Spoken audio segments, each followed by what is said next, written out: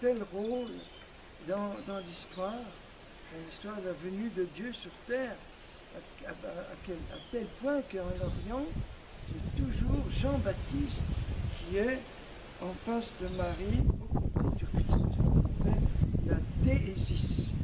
La déésis, c'est pas Joseph qui est tout à fait caché dans l'ombre, c'est Jean. Dieu a voulu non seulement avoir une maman, mais avoir un précurseur. Voilà. Et c'est tout ce lien tellement intime, justement, entre Marie et Jean.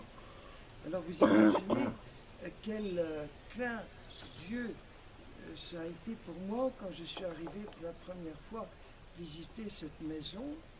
Non seulement de voir effectivement Jean sur la grande fresque de la chapelle, mais d'apprendre que toute cette colline est consacrée à Jean depuis probablement le 6e, 7e siècle. D'où la tour de guet, car il est le guetteur par excellence.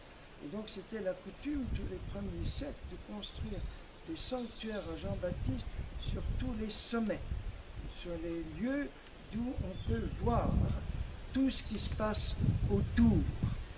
Et maintenant, les tours de guet, enfin plus récemment, jusqu'à il n'y a pas si longtemps, eh bien, servaient justement pour surveiller et les incendies possibles. C'est tout un symbole. En Provence, il y a beaucoup de sommets avec le tour de Saint-Jean, d'où on surveille jour et nuit aux jumelles d'éventuelles petites fumées dans le maquis, dans les forêts.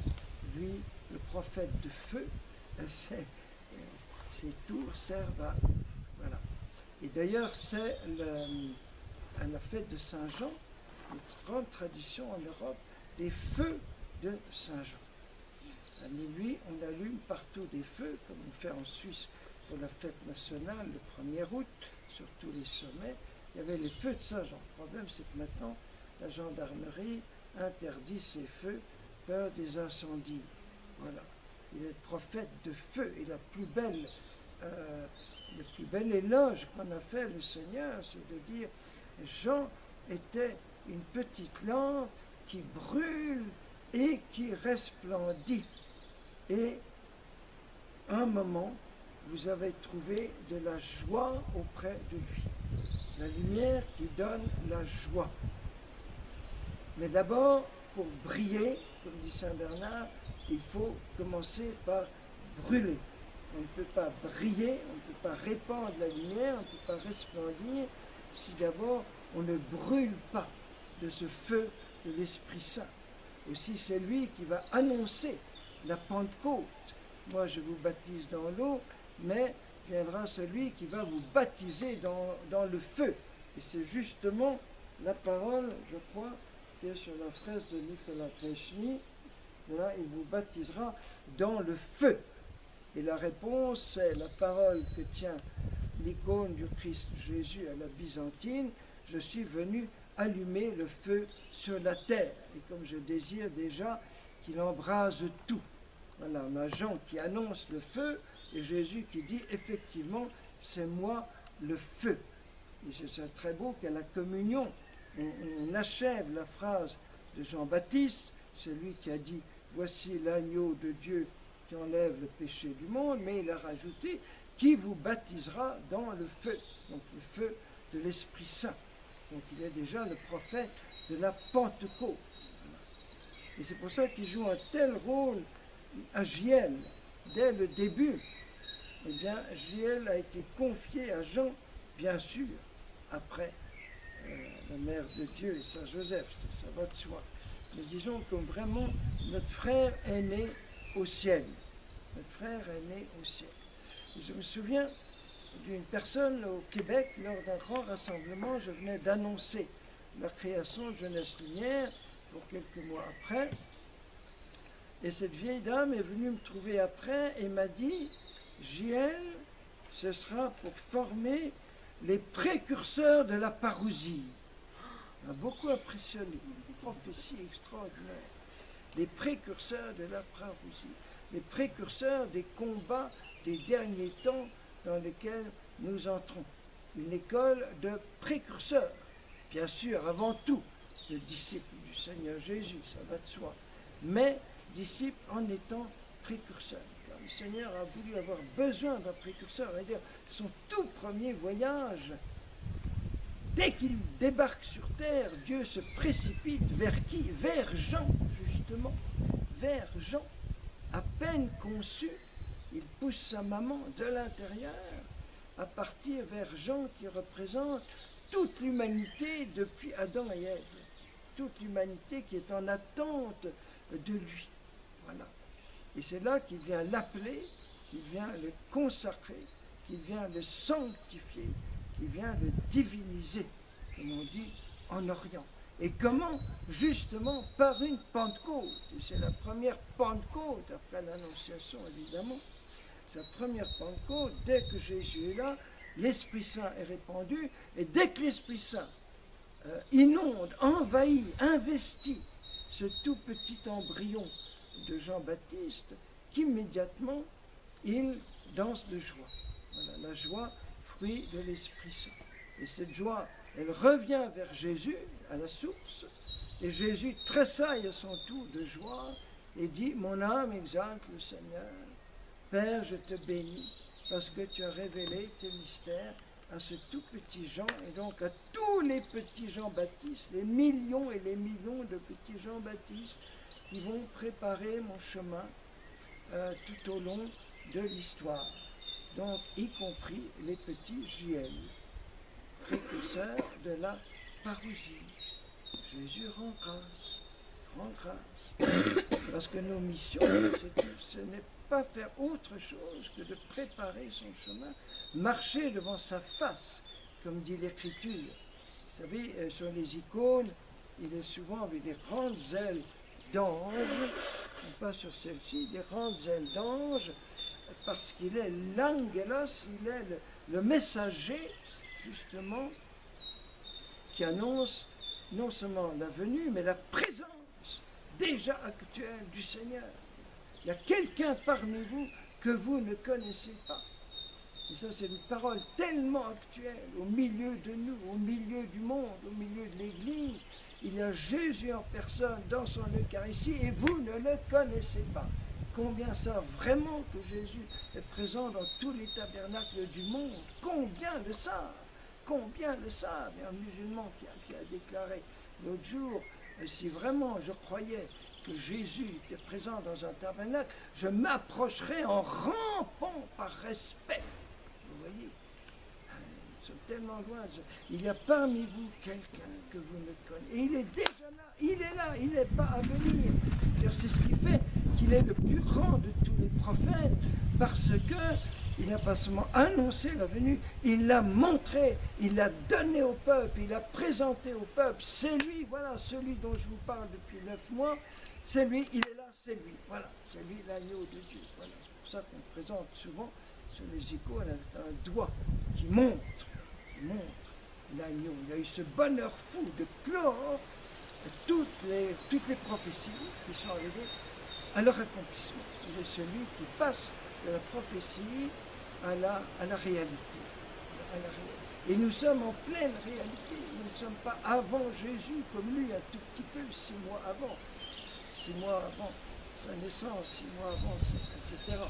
6 mois avant sa mort. Nous sommes au-dedans de Jésus. Et comme à la visitation. Toute une année JL, c'est une année de visitation où le Seigneur nous forme, nous éduque, nous sanctifie en vue de notre mission de précurseur.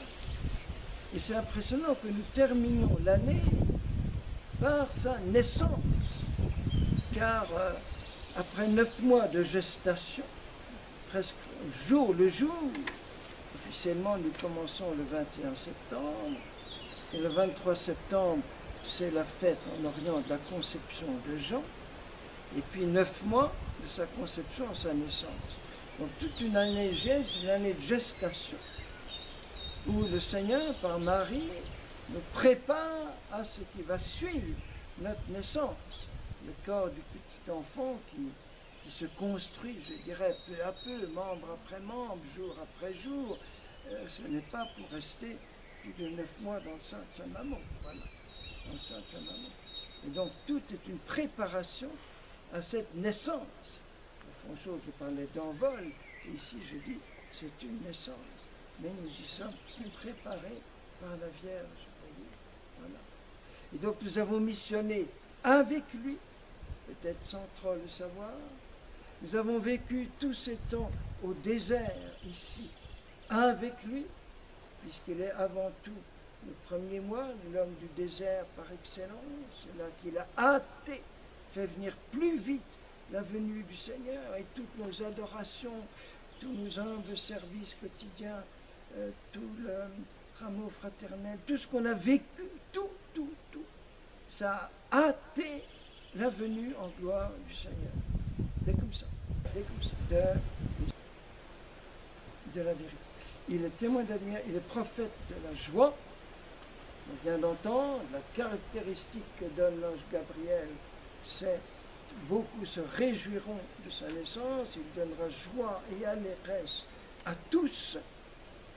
Nous entendrons ça à la messe demain, la suite, et il tressaille de joie, parce qu'il ne peut pas s'exprimer autrement dans le sein de sa maman. Et puis, à l'heure de s'effacer, il a cette parole bouleversante. Je vais la citer dans un instant. Alors, prophète de la joie, témoin de la lumière, serviteur de l'agneau. Je ne suis pas digne de dénouer les cornes. Courroie, pardon. Serviteur de l'agneau, témoin de la lumière, prophète de la joie, serviteur de l'agneau, car ami de titre qu'il s'est donné lui-même et que Jésus a confirmé 2 ou 3 jours après, en se présentant comme l'époux, comme Jean a dit, frère. Et donc on ne peut pas être témoin de la lumière, prophète de la joie, qu'est-ce que j'ai dit encore, serviteur de l'agneau, comment? Oui, si on n'est pas d'abord ami de l'époux. Et quand ce qu'il dit ça, c'est quand il a achevé sa mission, quand il a dit tout ce qu'il devait dire, et qu'il va partir en prison. C'est alors qu'il dit, celui qui a l'épouse, c'est l'époux.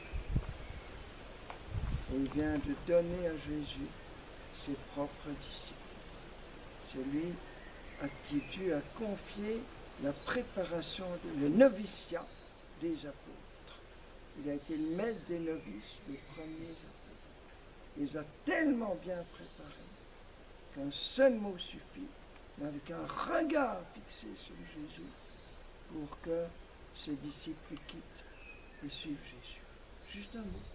Pas fait une longue préparation, parce qu'il était tellement préparé. L'agneau, le voici, hop, on le quitte pour suivre Jésus. Tellement il les a préparés. Et je rêve que ce soit justement, enfin je rêve, c'est comme ça, un peu justement le rôle des accompagnateurs et des veilleurs à jeunesse humaine. Et de simplement tout faire pour préparer une rencontre intime avec l'époux de vos âges, avec les amis de l'époux, et ensuite on s'efface. Quand un accompagnateur, que celui pendant 1 an, ou 2 ans, ou 3 ans, voit son accompagné qui prend le large, comme je disais, ou quand un veilleur, et je sais de quoi je parle, parce qu'après 30 ans, c'est chaque année la même petite déchirure, eh bien, c'est la joie à son sommet. Voilà. On a essayé tout au long de l'année de vous conduire à Jésus, de favoriser cette bouleversante intimité amoureuse avec le Seigneur Jésus. Et puis voilà, une fois qu'on a terminé ce travail, on s'efface. On ne sait pas. Tous les veilleurs ne sont pas mis en prison et décapités pour autant. quoi que ça puisse arriver aussi de nos jours, voilà, eh bien, c'est la joie à son sommet. Celui qui a l'époux, c'est l'époux. Moi, je ne suis pas l'époux. Mais l'ami de l'époux qui se tient là et qui écoute le dialogue entre les deux, il est débordant de joie, une joie dans sa plénitude. Telle est ma joie en plénitude. Un prophète de la joie, d'une joie divine en plénitude. Voilà ce que j'avais sur le cœur de partager avec vous sur Saint Jean qui nous a tellement accompagnés depuis juste 9 mois aujourd'hui. Amen. Amen. Et le nouveau millénaire, le prophète de la lumière. Comme vous êtes dans le nouveau millénaire, qui est le plus nouveau.